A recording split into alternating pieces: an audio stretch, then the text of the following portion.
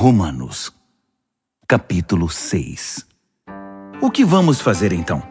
Continuar pecando para que Deus continue perdoando? É claro que não. Se já deixamos o país onde o pecado é soberano, como poderemos ainda viver na velha casa que tínhamos lá? Ou vocês não perceberam que abandonamos aquilo tudo para sempre? É o que acontece no batismo. Ao entrar na água, deixamos para trás o velho país do pecado. Quando saímos da água, entramos num novo país, o da graça, uma nova vida numa nova terra. É isso que o batismo nessa vida em Jesus significa. Quando somos mergulhados na água, é como o sepultamento de Jesus. Quando somos levantados da água, é como a ressurreição de Jesus.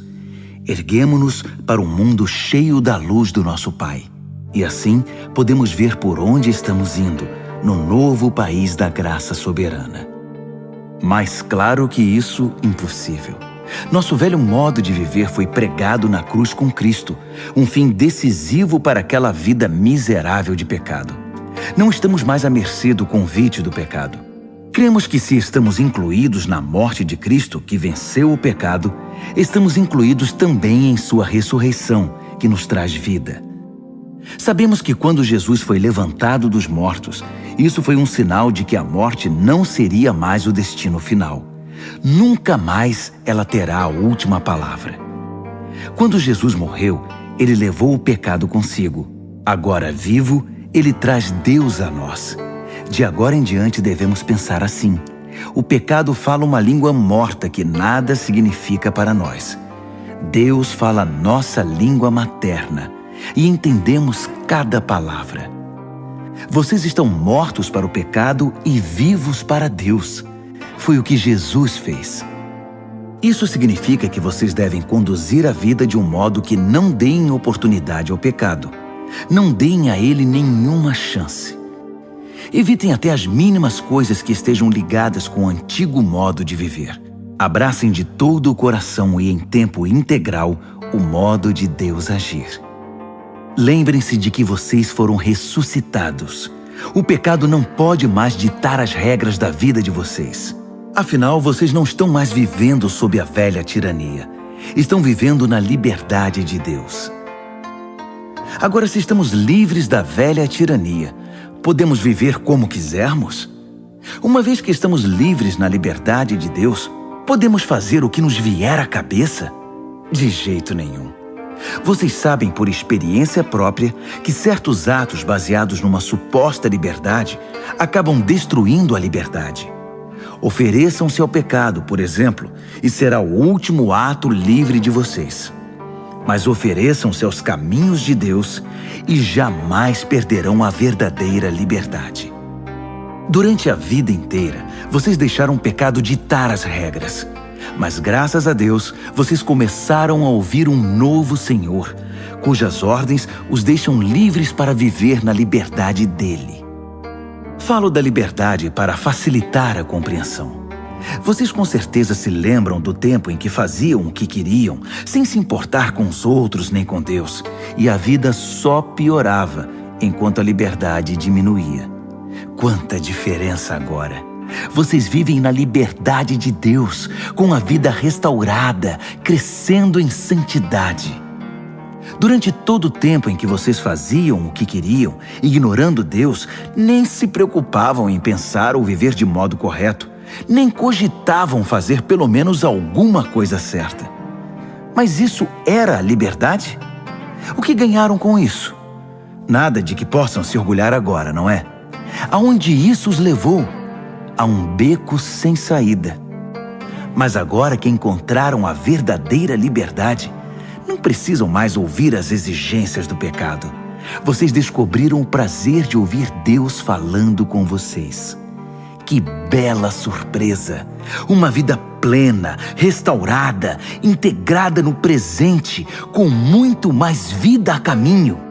Trabalhem para o pecado por toda a vida, e seu pagamento será a morte. Mas o dom de Deus é vida real, eterna, proporcionada por Jesus nosso Senhor. Romanos, capítulo 8. Com a chegada de Jesus, o Messias, o dilema fatal foi resolvido.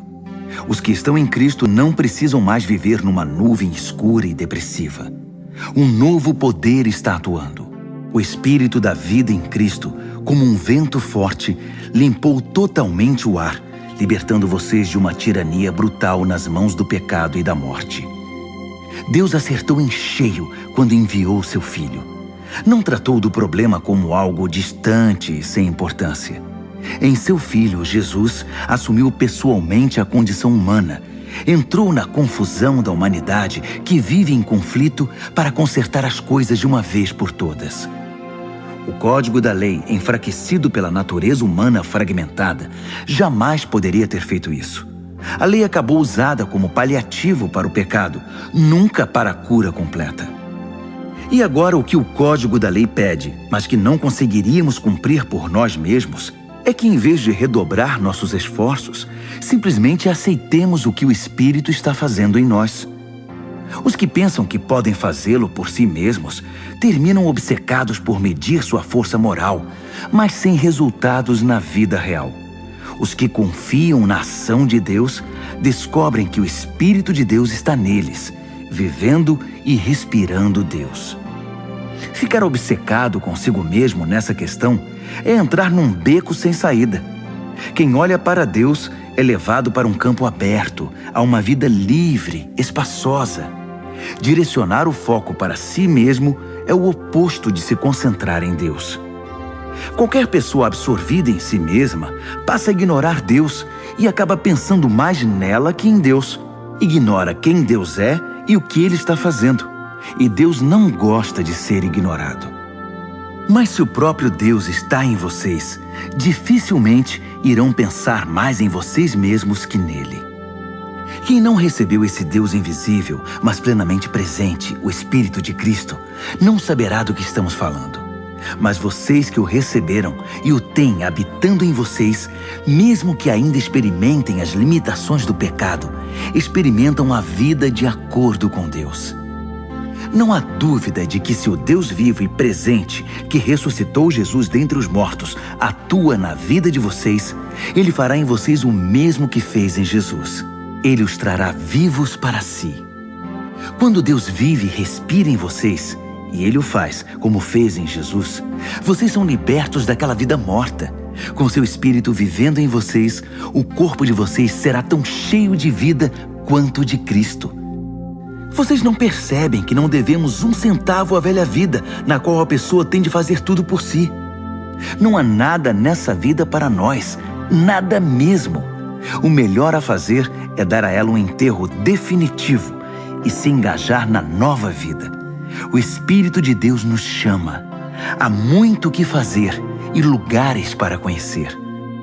A vida da ressurreição que vocês receberam de Deus não é vazia.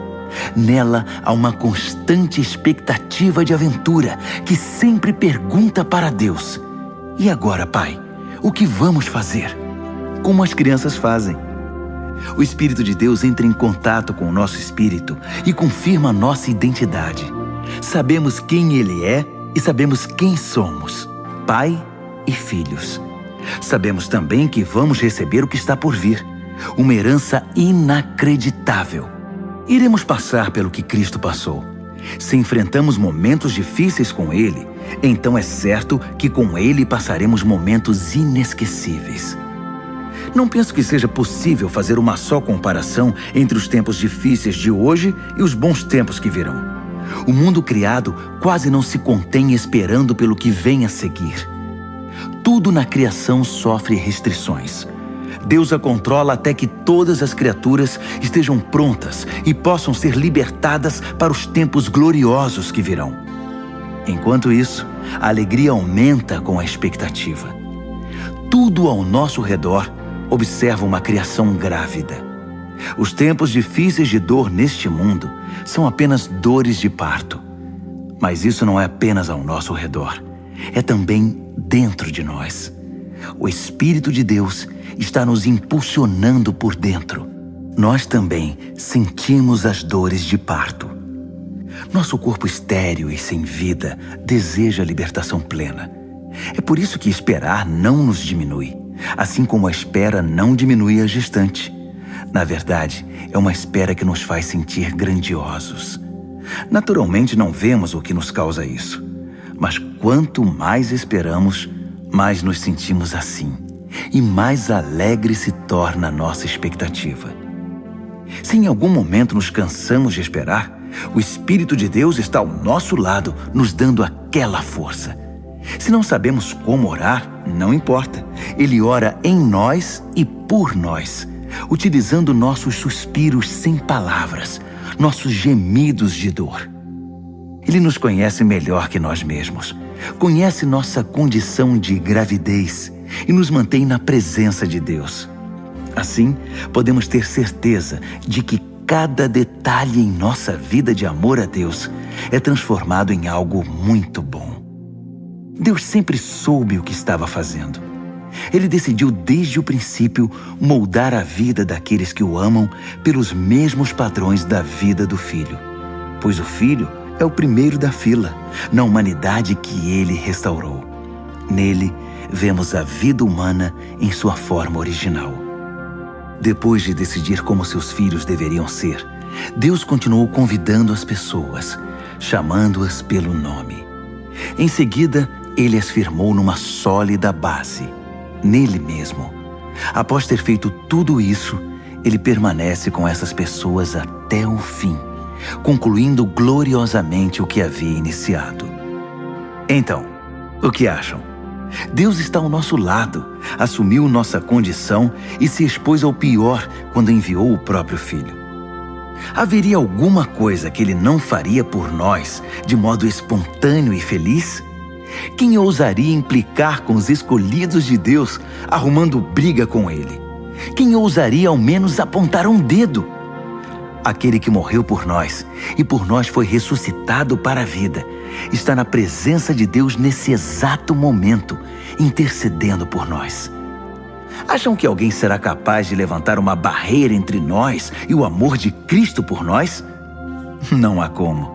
Nem problemas, nem tempos difíceis, nem ódio, nem fome, nem desamparo, nem ameaças de poderosos, nem punhaladas nas costas, nem mesmo os piores pecados listados nas Escrituras. Eles nos matam a sangue frio, porque odeiam a ti. Somos vítimas fáceis, eles nos pegam um a um. Nada disso nos intimida, porque Jesus nos ama. Estou convencido de que nada, vivo ou morto, angelical ou demoníaco, atual ou futuro, alto ou baixo, pensável ou impensável, absolutamente nada pode se intrometer entre nós e o amor de Deus, quando vemos o modo com que Jesus, nosso Senhor, nos acolheu.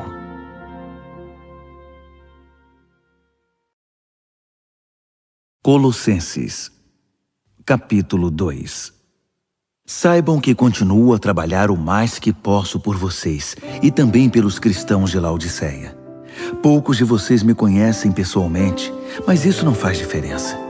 Estou do lado de vocês, junto com vocês. Vocês não estão sozinhos. Quero vocês unidos numa vida de amor em contato com tudo que se pode saber sobre Deus. Assim, terão a mente confiante e em paz, concentrada em Cristo, o grande mistério de Deus. Todos os ricos tesouros da sabedoria e do conhecimento estão incrustados nesse mistério. E o mistério foi revelado a nós. Digo isso porque não quero que ninguém os induza a alguma busca inútil do que chamam de mistérios ou o segredo. Estou muito longe, é verdade, e talvez vocês nunca me vejam, mas acreditem, estou do lado de vocês. Estou satisfeito em como vocês têm conduzido tudo de modo cuidadoso e ordeiro. E estou impressionado com a substância da fé que vocês têm em Cristo. Meu conselho a vocês é simples e direto. Prossigam com o que receberam. E vocês receberam Cristo Jesus, o Senhor. Agora vivam nele. Vocês estão profundamente enraizados, bem fundamentados nele e conhecem o caminho da fé. Agora façam o que aprenderam. A aula acabou. Deixem os livros de lado e comecem a vivê-lo. E que a vida de vocês transborde em ação de graças. Cuidado com os que tentam deslumbrar vocês com belos discursos e linguagem pseudo-intelectual. Eles querem envolver vocês em discussões intermináveis que não servem para nada. Divulgam suas ideias por meio de tradições vazias, de seres humanos e superstições vazias de seres espirituais. Não é esse o caminho de Cristo. Tudo que é de Deus tem expressão nele, de modo que vocês podem vê-lo e ouvi-lo claramente. Não precisam de telescópio, de microscópio, nem de horóscopo para compreender a plenitude de Cristo e o vazio do universo sem ele. Se vocês o buscam, a plenitude dele os alcança. Seu poder abrange todas as coisas. Entrar nessa plenitude não é algo que se possa entender ou conseguir. Não é algo que se obtém com a circuncisão ou com a observância de uma longa lista de regras. Não, vocês já estão dentro. Sim, dentro. Não por meio de algum ritual secreto de iniciação, mas pelo que Cristo já fez por vocês, destruindo o poder do pecado. Se estão à procura de um ritual de iniciação, vocês participaram de um quando foram batizados. Estar sob as águas foi o sepultamento da velha vida de vocês. Ser levantado das águas foi a ressurreição. Deus ressuscitou vocês como fez com Cristo. Pensem nisso. Todos os pecados perdoados, a lista toda apagada, a velha ordem de prisão cancelada e pregada na cruz de Cristo. Ali, ele desapossou todos os tiranos espirituais do universo de sua autoridade falsa e os obrigou a marchar humilhados pelas ruas. Portanto, não se submetam a ninguém que os pressione por causa de detalhes como dieta, modo de cultuar ou dias santos. Todas essas coisas são apenas sombras das coisas que haveriam de vir. A substância é Cristo. Não tolerem os que tentam governar a vida de vocês, exigindo reverência e insistindo em que vocês se juntem a eles em sua obsessão por anjos e visões. É tudo conversa fiada. Eles não têm nenhum contato com a fonte da vida, Cristo, que nos reúne a todos numa única peça, e seu fôlego e seu sangue passam através de nós. Ele é a cabeça e nós o corpo. Só teremos um crescimento saudável em Deus se Ele nos nutrir. Assim, se com Cristo vocês deixaram para trás aquela religião pretensiosa e infantil, por que agora se permitem intimidar por ela? Não toquem nisto, não provem aquilo, não cheguem perto daquilo. Acham que essas coisas que hoje estão aqui e amanhã desaparecem são dignas de atenção? Ditas em voz alta, essas ordens podem impressionar. Chegam a parecer religiosas, evocando humildade e sacrifício, mas não passam de outra forma de autoprojeção, de parecer importante.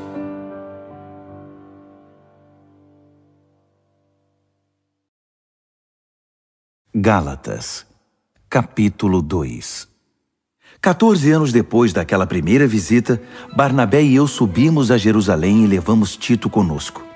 O propósito era esclarecer o que me fora revelado, e apresentei a eles exatamente o que eu estava pregando aos que não são judeus.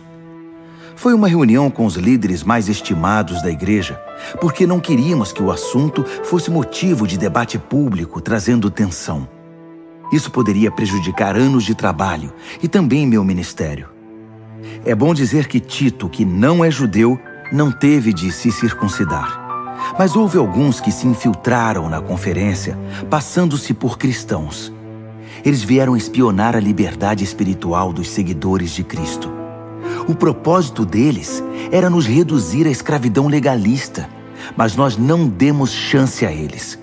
Não podíamos permitir que vocês deixassem de lado a verdadeira mensagem. Quanto aos que eram considerados importantes na igreja, a reputação deles não me incomodou. Eu não me impressiono com aparências. Quanto mais Deus. Nenhum deles acrescentou nada à mensagem que eu prego. Logo ficou evidente que Deus me havia confiado a tarefa de pregar aos não-judeus a mesma mensagem pregada por Pedro aos judeus. Reconhecendo que Deus tinha me chamado, Tiago, Pedro e João, colunas da igreja, receberam a mim e a Barnabé e nos designaram para o ministério aos demais povos. E eles continuavam alcançando os judeus. Apenas acrescentaram um pedido: que nos lembrássemos dos pobres, o que é meu desejo profundo. Depois disso, Pedro veio a Antioquia. Acabei tendo de confrontá-lo, pois ele errou feio. Vou contar como foi. Antes que algumas pessoas da parte de Tiago chegassem à cidade, Pedro comia normalmente com os que não eram judeus. Mas depois que o grupo de Jerusalém chegou, todos conservadores, ele começou a evitar todo contato com seus amigos não-judeus.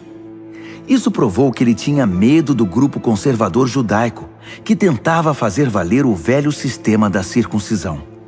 Infelizmente, o restante dos judeus da igreja de Antioquia aderiu à hipocrisia, até mesmo Barnabé. Quando vi que eles não se comportavam de acordo com a mensagem, contestei Pedro na frente de todos. Se você, que é judeu, não segue as regras judaicas quando não está sendo observado pelos guardiões de Jerusalém, que direito tem de exigir que os não-judeus se adaptem aos costumes judaicos só para causar boa impressão aos seus velhos amigos de Jerusalém? A verdade é a seguinte: nós, judeus, não somos superiores aos demais pecadores. Sabemos muito bem que não somos justificados diante de Deus por guardar regras, mas apenas pela fé em Jesus Cristo. Como sabemos disso? Nós tentamos, e com o melhor sistema de regras do mundo. Sabendo que ninguém pode agradar a Deus por esforço próprio, cremos no Messias para sermos justificados por Deus. Isso nunca acontecerá por praticarmos o bem. Já perceberam que ainda não somos perfeitos? Grande novidade. Mas vendo que gente como eu, que creu em Cristo e foi justificado por Deus, não é perfeita, teriam vocês a ousadia de acusar Cristo de ser conivente com o pecado? Que acusação leviana!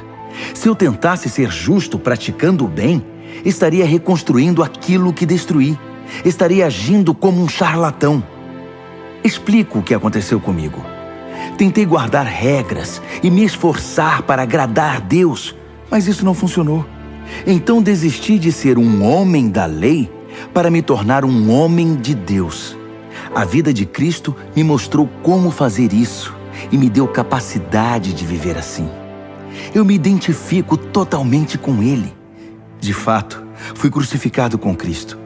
Meu ego não ocupa mais o primeiro lugar. Pouco me importa parecer justo ou ter um bom conceito entre vocês. Não estou mais tentando impressionar Deus. Agora Cristo vive em mim. A vida que vivo não é minha, mas é vivida pela fé no Filho de Deus, que me amou e se entregou por mim. E eu não volto mais atrás. Não está claro que voltar para a velha religião de guardar regras e agradar os outros é abandonar a nova vida de relacionamento com Deus? Não posso desprezar a graça de Deus. Se é possível ter um relacionamento vivo com Deus apenas guardando regras, Cristo morreu em vão.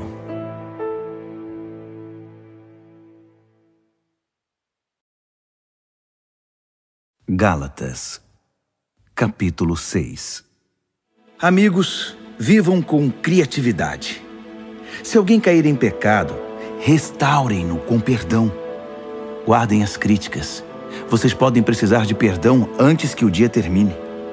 Ajam com misericórdia e estendam a mão aos oprimidos. Compartilhem aquilo que pesa a vocês e cumpram desse modo a lei de Cristo. Se pensam que são bons demais para agir assim, estão muito enganados. Cada um examine com cuidado a si mesmo e a maneira segundo a qual está cumprindo a missão que recebeu e dedique atenção total a ela. Não fiquem admirando vocês mesmos, nem se comparando com os outros. Cada um precisa assumir o compromisso de fazer o melhor que puder com sua vida. Vocês, que já chegaram à maturidade, sejam generosos com aqueles que os instruíram, compartilhando com eles tudo o que de bom possuem e experimentam. Não se enganem, ninguém faz Deus de bobo. Toda pessoa colhe o que plantou. Quem planta egoísmo, ignorando a necessidade dos outros e a Deus, colherá o mal. O resultado de sua vida será frutos inúteis. Mas aquele que planta conforme Deus, permitindo que o Espírito faça a obra de crescimento nele, terá uma colheita de verdadeira vida, vida eterna. Portanto, não se cansem de fazer o bem. No tempo certo, teremos uma boa colheita, se não nos desesperarmos nem desistirmos. Cada vez que tivermos chance, trabalhemos para o benefício de todos, a começar pelos mais próximos de nós na comunidade da fé. Nestas linhas finais, chamo a atenção para os traços grossos da minha caligrafia, para ressaltar a importância do que escrevi. Aqueles que tentam impor a vocês a prática da circuncisão têm um único objetivo: querem parecer bons sem fazer esforço, pois não têm coragem de viver a fé que compartilha o sofrimento e a morte de Cristo. A doutrina deles nada é, até porque nem eles guardam a lei. Observam apenas as leis que interessam aos seus propósitos. Eles querem que vocês sejam circuncidados para que possam se orgulhar do sucesso em recrutá-los para o lado deles. Como são desprezíveis! Quanto a mim, não vou me orgulhar de nada, a não ser da cruz do nosso Senhor Jesus Cristo. Por causa daquela cruz, fui crucificado aos olhos do mundo, libertado da atmosfera sufocante, da necessidade de agradar os outros e me encaixar nos padrões mesquinhos ditados por eles. Percebem que esta é a questão principal? Não é o que fazemos, como submeter-se à circuncisão ou rejeitá-la. É o que Deus está fazendo. E Ele está criando algo novo, uma vida livre. Todos os que caminham por esse padrão são um verdadeiro Israel de Deus, seu povo escolhido. Paz e misericórdia sejam com eles. Francamente, não quero mais ser incomodado com essas disputas. Tenho coisas mais importantes para fazer, como viver a fé com seriedade. Trago em meu corpo as cicatrizes do meu trabalho por Jesus. Que tudo o que nos é concedido livremente pelo Senhor Jesus Cristo venha a ser de fato de vocês, meus queridos amigos. Amém.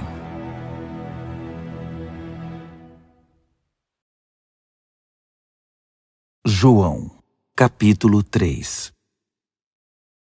Havia um homem do partido dos fariseus chamado Nicodemos, um destacado líder entre os judeus. Certa vez ele visitou Jesus tarde da noite e disse: Rabi, sabemos que o Senhor é um mestre que vem de Deus. Ninguém poderia realizar esses atos que revelam a realidade de Deus se Deus não fosse com ele. Jesus disse: Você está absolutamente correto. Preste atenção. A não ser que alguém nasça do alto, não é possível ver aquilo que estou apresentando, o reino de Deus. Como pode alguém nascer se já nasceu e cresceu? Estranhou Nicodemos. Não é possível entrar de novo no útero materno e nascer outra vez? E que história é essa de nascer do alto? Jesus respondeu: Você não entende. Deixe-me dizer de novo. A não ser que alguém se submeta a essa criação original, a criação na qual o vento pairava por sobre as águas, o invisível movendo o visível, um batismo para uma nova vida, não lhe será possível entrar no reino de Deus. Quando você olha para um bebê, vê apenas isto, um corpo que se pode contemplar e tocar. Mas a pessoa que tem um nascimento interior é formada por algo que você não pode ver nem tocar, o Espírito, e se torna um espírito vivo. Portanto, não fique surpreso quando digo que você tem de nascer do alto. De fora desse mundo, por assim dizer. Você sabe muito bem que o vento sopra para lá e para cá. Você o ouve sussurrando pelas árvores, mas não tem ideia de onde ele vem, nem para onde vai. O mesmo acontece com aquele que é nascido do alto, pelo vento de Deus, o Espírito de Deus. Nicodemos perguntou: O que o Senhor quer dizer com isso? Como acontece? Jesus disse: Você é um mestre respeitado em Israel e não conhece o básico. Ouça com atenção. Esta é a pura verdade. Falo apenas a respeito do que conheço por experiência. Dou testemunho apenas do que tenho visto com os próprios olhos. Não me baseio em boatos. Mas em vez de encarar as evidências e aceitá-las, você as evita com perguntas. Se quando digo coisas claras como o dia, você não acredita em mim, por que eu falaria de coisas que você não pode ver, das coisas de Deus? Ninguém jamais esteve na presença de Deus, senão aquele que veio daquela presença, o Filho do Homem. Assim como Moisés levantou a serpente no deserto para que o povo pudesse vê-la e crer, é necessário que o Filho do Homem seja levantado, para que todos os que olharem para ele com confiança e com esperança legítima recebam a vida real, a vida eterna. Deus amou tanto o mundo que deu seu Filho, seu único Filho, pela seguinte razão: para que ninguém precise ser condenado, para que todos, crendo nele, possam ter vida plena e eterna. Deus não se deu ao trabalho de enviar seu Filho apenas para poder apontar um dedo acusador e dizer à humanidade como ela é má. Ele veio para ajudar, para pôr o mundo nos eixos outra vez. Quem confiar nele será absolvido, mas quem não confiar terá sobre si, sem o saber, uma sentença de condenação. E por quê? Porque não foi capaz de crer no único Filho de Deus quando este lhe foi apresentado. Esta é a situação. A luz de Deus invadiu o mundo, mas a humanidade inteira correu para as trevas. Fugiram porque não estavam interessados em agradar a Deus. Aquele que pratica o mal é viciado em negar a realidade e iludir-se, e odeia a luz de Deus. Não vai querer se aproximar dela para não ser submetido a uma exposição dolorosa. Mas quem crê e vive na verdade e na realidade, recebe de coração a luz de Deus, de modo que sua obra pode ser vista, pois é a obra de Deus. Depois dessa conversa, Jesus foi com seus discípulos para o interior da Judéia e descansou um pouco com eles ali. Ele também batizava. Ao mesmo tempo, João batizava em Enom, perto de Salim, onde há muita água. Isso foi antes de João ser preso. Os discípulos de João tiveram uma discussão com a elite judaica a respeito da natureza do batismo e foram perguntar a ele: Rabi, o senhor conhece aquele que estava contigo do outro lado do Jordão? Aquele a quem o senhor confirmou com seu testemunho? Pois bem, ele agora está competindo conosco. Ele está batizando também. E todos estão se tornando seguidores dele, em vez de se unir a nós. João respondeu: É impossível alguém ter sucesso. Falo de sucesso eterno, sem ajuda celestial. Vocês mesmos estavam lá quando deixei muito claro que não sou o Messias, mas apenas aquele enviado adiante dele para preparar o caminho. Aquele que recebe a noiva é, por definição, um noivo, e o amigo do noivo, seu padrinho, no caso eu, apostos ao seu lado, de onde pode ouvir cada palavra, está feliz de verdade. Como poderia sentir inveja se sabe que a festa acabou e que o casamento terá um bom começo? É por isso que meu cálice está transbordando. Chegou a hora de ele ocupar o centro das atenções e de eu chegar para o lado. Aquele que vem de cima é muito superior aos outros mensageiros de Deus. Quem nasceu na terra é terreno e fala uma língua da terra, enquanto ele apresenta a evidência do que viu e ouviu nos céus. Ninguém quer enfrentar esses fatos, mas qualquer um que examinar essa evidência poderá apostar sua vida nisto. O próprio Deus é a verdade. Aquele que Deus enviou nos comunica a própria palavra de Deus. E não pensem que ele divide o Espírito como se partisse um pão. O Pai ama o Filho de modo imensurável e tudo entregou a ele, para que ele passasse tudo adiante. Uma generosa distribuição de dons. É por isso que quem aceita o Filho e confia nele tem tudo. Vida plena e eterna. Também preciso dizer que quem rejeita o Filho e não confia nele, vive na escuridão e não vê a vida. Tudo o que experimenta de Deus são trevas e ira tenebrosa no final. Salmo 23. Ó Eterno, meu pastor, não preciso de nada. Tu me acomodaste em exuberantes campinas. Encontraste lagos tranquilos, e deles posso beber. Orientado por tua palavra, pude recuperar o alento e seguir na direção certa. Mesmo que a estrada atravesse o vale da morte, Não vou sentir medo de nada, porque caminhas do meu lado. Teu cajado fiel me transmite segurança. Tu me serves um jantar completo na cara dos meus inimigos. Tu me renovas e meu desânimo desaparece. Minha taça transborda de bênçãos. Tua bondade e teu amor correm atrás de mim todos os dias da minha vida. Assim, vou me sentir em casa no templo de Deus por todo o tempo em que eu viver.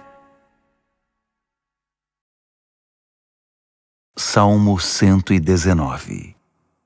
Você é abençoado quando se mantém na rota, caminhando firme na estrada revelada pelo Eterno. Você é abençoado quando segue suas orientações, fazendo o melhor possível para encontrá-lo. Isso mesmo, você não anda a esmo, você caminha em linha reta pela estrada que Ele designou. Tu, ó Eterno, prescreveste o modo certo de se viver, e agora esperas que assim vivamos. Oh, que meus passos sejam estáveis no curso que estabeleceste. Assim, não terei nenhum desgosto ao comparar minha vida com teu conselho. Eu te agradeço por falares diretamente do teu coração. Assim, aprendo o padrão dos teus justos caminhos. Vou cumprir todas as tuas ordens, portanto, não me abandones. Como pode o jovem viver uma vida pura? Seguindo cuidadosamente o mapa da tua palavra. Estou decidido na tua procura. Não permitas que eu passe sem ver as placas que puseste no caminho. Guardei tuas promessas na caixa forte do meu coração, para que eu não vá à falência. Bendito sejas, ó Eterno. Treina-me nos teus caminhos da vida sábia. Transferirei para meus lábios o conselho que vier da tua boca. Terei mais prazer no que me disseres a respeito da vida, que em ajuntar montões de riquezas. Pondero sobre cada fragmento de sabedoria que vem de ti, e atentamente observo como procedeste. Saboreio tudo o que me disseste da vida. Não esquecerei de uma só palavra. Sê generoso comigo, e viverei uma vida plena. Nem por um minuto tirarei os olhos do teu caminho. Abre meus olhos, para que eu possa ver o que me mostrares das coisas maravilhosas que fazes. Sou inexperiente nesses assuntos. Dá-me direções claras. Minha alma está faminta e ansiosa, insaciável dos teus comandos que me fortalecem. E aqueles que pensam que sabem muito, ignorando o que tu dizes, deixa-os pensar assim. Não permitas que eles zombem de mim e me humilhem, pois tenho sido cuidadoso em fazer apenas o que me aconselhas. Enquanto os maus vizinhos fazem fofoca de mim, estou ocupado em ponderar sobre teu sábio conselho. Sim, tuas palavras sobre a vida são o que me dá prazer. Eu as escuto como a bons conselheiros. Estou me sentindo muito mal. Não poderia me sentir pior. Põe-me de pé outra vez.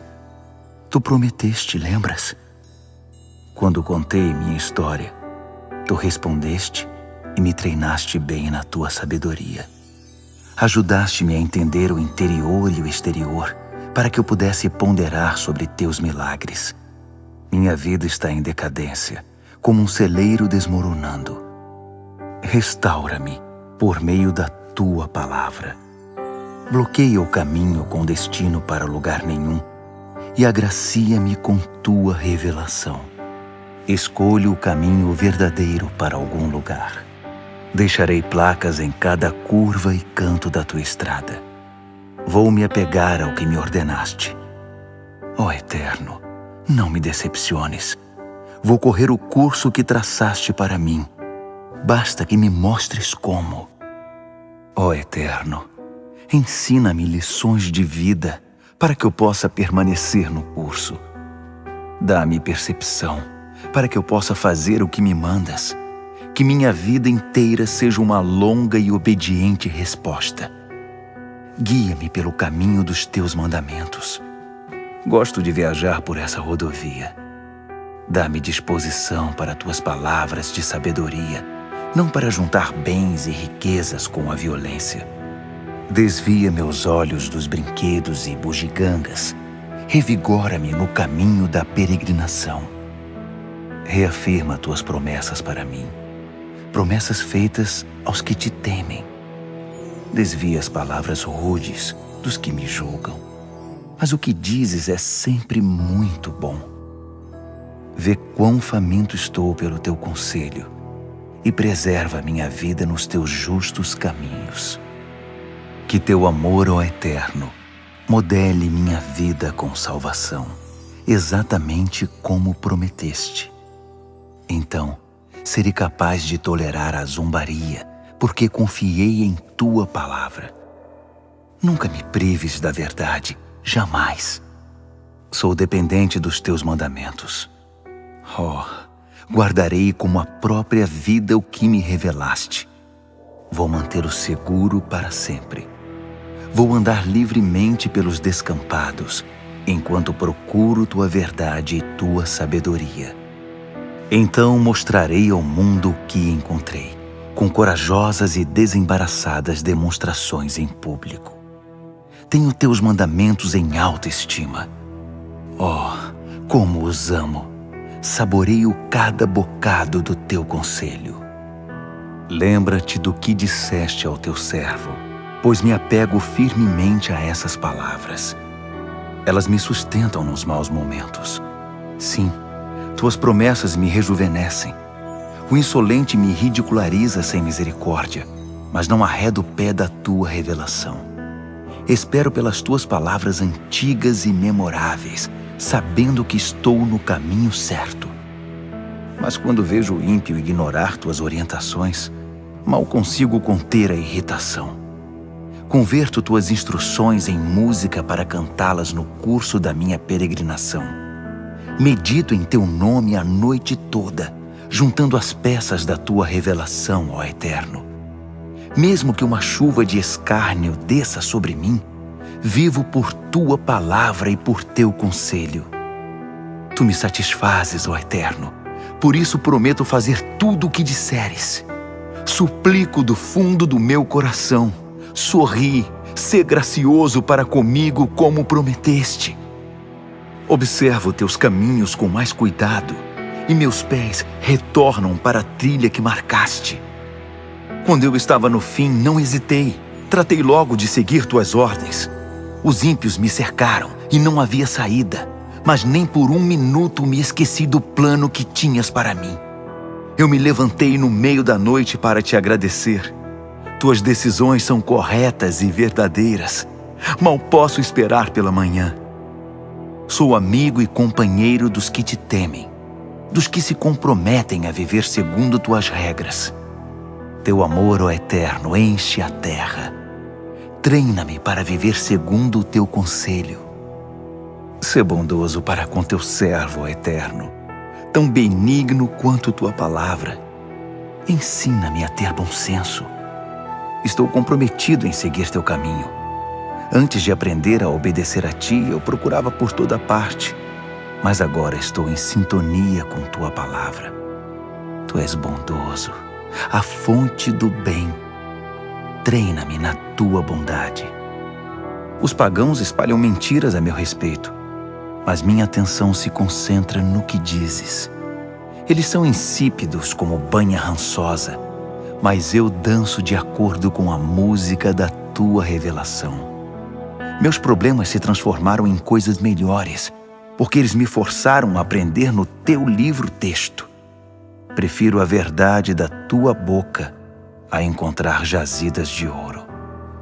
Com tuas mãos me formaste. Agora sopra tua sabedoria em mim, para que eu possa te entender. Se me virem à espera da tua palavra, os que te temem criarão coragem e se alegrarão. Consigo ver agora, ó Eterno, que tuas decisões são justas. A provação me ensinou o que é verdadeiro e justo. Ama-me, ó Eterno. abraça-me forte, conforme prometeste. Agora, conforta-me para que eu possa viver de verdade. Tua revelação é a música da minha dança. Que os trapaceiros de conversa fiada sejam desmascarados. Eles tentaram me empurrar uma lista de produtos, mas eu mantive a mente firme em teu conselho. Que os que te temem se voltem para mim, para a evidência da tua sábia orientação. E que eu tenha uma vida plena e santa, alma e corpo, e ande sempre de cabeça erguida. Estou com saudade de casa, aguardando tua salvação. Estou aguardando tua palavra de esperança. Meus olhos estão pesados de tanto esperar um sinal da tua promessa. Até quando devo aguardar teu conforto? Há fumaça nos meus olhos. Eles queimam e lacrimejam, mas não desvio o olhar das instruções que me deste. Até quando terei de suportar tudo isso? Quando vais levar os que me atormentam para o tribunal? Os pagãos arrogantes tentam me tirar do caminho, pois ignoram a respeito de Deus e seus caminhos. Tudo o que ordenas é correto, mas eles me importunam com mentiras. Socorro! Eles tentam me empurrar para longe e nunca desistem, mas me mantive agarrado ao teu conselho. Por teu grande amor, renova-me, para que sempre alerta eu possa obedecer a cada palavra tua. O que dizes, ó Eterno, é tão perene quanto os céus. Tua verdade nunca sai de moda. Ela se mantém atualizada como a terra ao nascer de cada dia. Tua palavra e tua verdade são confiáveis em qualquer tempo. Por tua ordem a terra se pôs em movimento. Se tua revelação não tivesse me agradado tanto, eu teria desistido na hora da dificuldade. Mas nunca me esquecerei do conselho que me deste. Salvaste minha vida com palavras sábias. Salva-me, sou todo teu. Procuro em todo lugar tuas palavras de sabedoria. Enquanto os ímpios armam emboscadas para me destruir, estou ocupado apenas com os planos que tens para mim. Vejo limites para tudo que é humano, mas os horizontes não conseguem conter teus comandos. Oh, como amo tudo que revelaste! Com reverência pondero sobre tudo durante o dia. Teus comandos me dão vantagem sobre os inimigos e nunca se tornam obsoletos. Tornei-me até mais esperto que meus mestres depois que ponderei e absorvi teu conselho. Eu me tornei mais sábio que os velhos sábios, apenas por fazer o que me aconselhas. Vigio meus passos, evitando as valas e as trilhas da maldade, para o tempo todo guardar tua palavra. Não me desvio da rota que designaste, porque tuas coordenadas são as melhores. Tuas palavras são seletas, saborosas, preferíveis à melhor comida caseira. Com tua instrução, consigo compreender a vida. Por isso odeio a propaganda enganosa. Iluminado por tuas palavras, consigo enxergar o caminho. Elas lançam um facho de luz sobre a estrada escura. Assumi um compromisso e não voltarei atrás. Viver conforme tuas justas e retas orientações. Tudo está desmoronando em mim, ó Eterno, mas podes me restaurar pela tua palavra. Que meus lábios te honrem, ó Eterno. Ensina-me tuas regras santas. Minha vida está tão fechada quanto minhas mãos, mas não esqueço do que me revelaste. Os ímpios fazem de tudo para me tirar do caminho, mas não desvio um centímetro do teu curso. Herdei teu livro em vida. É meu para sempre. Que presente! E como ele me faz feliz. Concentro-me em fazer exatamente o que me dizes. Sempre faço e sempre farei. Odeio a hipocrisia, mas amo a tua revelação clara e definida. Tu és meu lugar de refúgio silencioso, onde espero tua palavra a me renovar. Saiam da minha vida, malfeitores, para que eu possa obedecer aos comandos de Deus. Fica do meu lado como prometeste, para que eu possa viver. Não frustres minhas grandes esperanças. Defende-me e ficarei bem. Vou me sujeitar às tuas definições de vida. Tu denuncias todos os que violam tuas regras, pois a idolatria deles é letal. Tu rejeitas os ímpios da terra como se fossem lixo. Por isso observo todas as tuas recomendações. Fico trêmulo e mudo diante de ti. Tuas decisões me causam temor e me deixam sem palavras. Defendo a justiça e o direito. Por isso não me deixes à mercê dos opressores. Fica do lado do teu servo, bom Deus. Não permitas que o pagão leve vantagem sobre mim. Não consigo mais ficar de olhos abertos. Estou há muito tempo esperando que venhas cumprir a promessa de corrigir tudo. Que teu amor oriente teu proceder para comigo. Ensina-me mais a respeito da vida com teu livro-texto. Sou teu servo, por isso ajuda-me a entender o sentido mais profundo das tuas instruções. É hora de agir, ó Eterno. Eles transformaram tua revelação num campo de batalha. Ó Deus de ação, amo tudo o que me ordenaste. Considero mais precioso que joias de ouro. Ó Deus de ação, honro tudo o que me dizes e desprezo os atalhos enganosos. Toda palavra que me dizes é milagrosa. Como eu poderia deixar de obedecer? Escancara tuas palavras, que a luz brilhe e que as pessoas comuns compreendam o sentido delas. De boca aberta e ofegante, eu desejava ouvir teus comandos mais que qualquer coisa. Transforma meu caminho. Olha com amor para mim como fazes com aqueles que te amam. Firma meus passos na tua promessa, para que nenhum mal tire o melhor de mim. Resgata-me das garras dos perversos, para que eu possa viver a vida do teu jeito. Sorri para teu servo e ensina-me o modo correto de viver. Tenho chorado rios de lágrimas, porque ninguém vive de acordo com o teu livro. Tu és justo e fazes justiça, ó Eterno. Tuas decisões sempre acertam o alvo. Com justiça, nos ensinas a viver fiéis a ti em todo o tempo. Meus rivais quase me tiraram a vida. Eles ignoraram teus mandamentos. Tua promessa tem sido testada à exaustão, e eu, teu servo, a amo com ternura. Sou muito jovem para ser importante, mas não esqueço o que me disseste. Tua retidão é eternamente justa. Tua revelação é a única verdade. Ainda que eu enfrente os maiores problemas, tenho prazer em seguir teus comandos. O estilo de vida que me prescreves é justo. Ajuda-me a compreender isso, para que eu possa ter uma vida plena. Gritei com todas as minhas forças: ó Eterno, responde! Farei tudo o que disseres.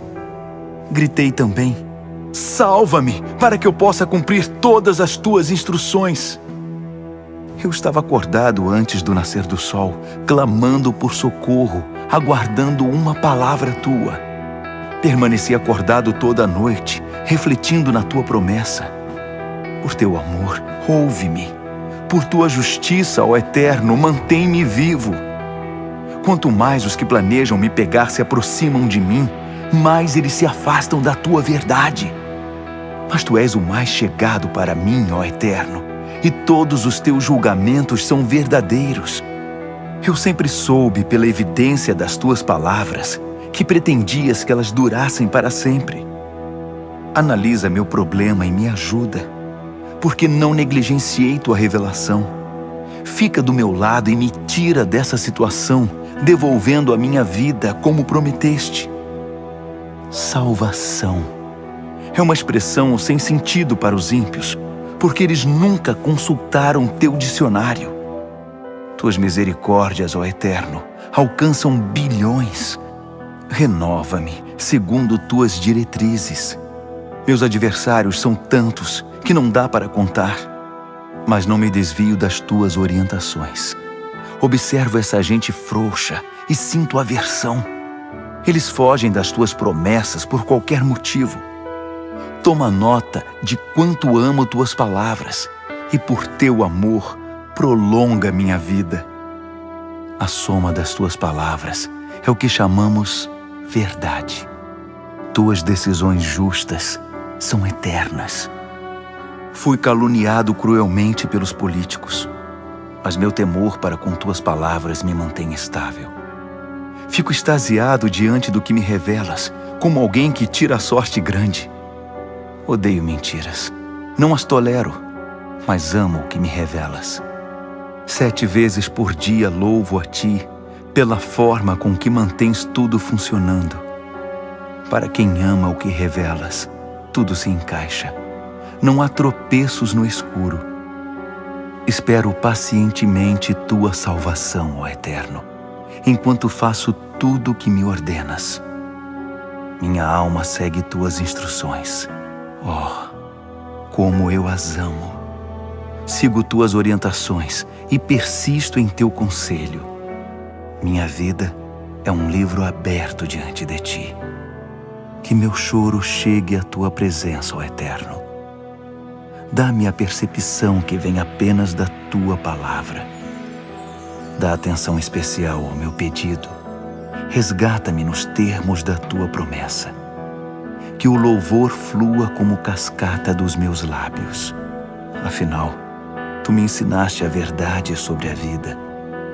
Que tuas promessas estejam na ponta da minha língua.